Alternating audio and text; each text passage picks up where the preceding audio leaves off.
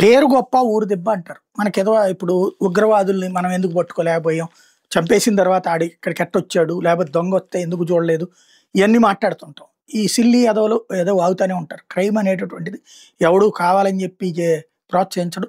క్రైమ్‌ని control చేసేందుకు ఎప్పుడు ప్రయత్నాలు జరుగుతున్నాడు. కానీ దొంగకు 100 దారులుంటాయి. పోలీస్‌కి ఒక్క దారే ఉంటది. అది మనం గుర్తుపెట్టుకోవాలి. కామన్ సెన్స్ లేనోడు ఏదైనా కామెంట్ చేయొచ్చు. అది పక్కకు పోతే అమెరికాని ఎప్పుడు మాట్లాడుతుంటారు ఈళ్ళు. అప్పుడు అమెరికాలో అయితే గనక చీమ సిటుక్కుమంటే పట్టుకుంటారన్నట్టుంది. అక్కడ మరి తీవ్రవాద దాడులు ఎందుకు జరుగుతున్నాయి? అన్ని కాల్పులు ఎందుకు జరుగుతున్నాయి? అంతమంది ఎందుకు చచ్చిపోతున్నారు? చిన్నపిల్లలు కూడా ఎందుకు చచ్చిపోతున్నారు? ఈవెన్ షాపింగ్ మాల్స్‌లో కూడా ఎందుకు దోపిడీలు జరుగుతున్నాయి? రాత్రిపూట్ల ధైర్యంగా బయటికి రావడానికి ఎందుకు భయపడుతున్నటువంటి పరిస్థితి ఉంది?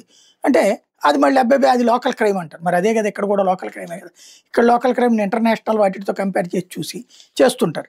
ఇదంతా ఇప్పుడు ఎందుకు చెప్పాల్సొస్తుందంటే ఇక్కడ మన దగ్గర గనక పోలీసులు అంటూ దొంగ బెదిరించి డబ్బులు వసూలు చేయడం, ఈ రేపులు చేయడం ఇట్లాంటివి చూస్తుంటాం కదా! అక్కడ ఏదైతే ఇప్పుడు ట్రంప్ పెట్టినటువంటి ఈ ఐసీఈ టీమ్ ఉంది కదా!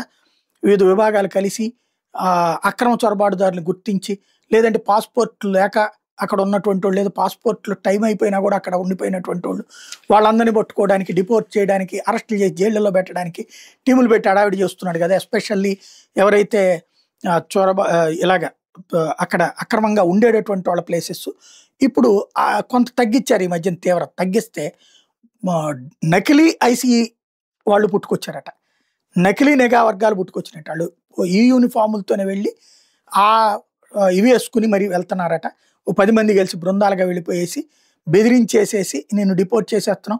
హెచ్-1బీ వీసా ఉన్న క్యాన్సిల్, వీసా ఉన్న క్యాన్సిల్, పాస్‌పోర్ట్ ఉన్న క్యాన్సిల్, నిన్ను జైల్లో పెట్టేస్తున్నాం అని చెప్పి బెదిరించేసి ఆళ్ళ దగ్గర ఉన్నటువంటి సొత్తులంతా దోచుకుపోతున్నారు. ఇట్లాంటి ముఠాలు పుట్టుకొచ్చినాయట.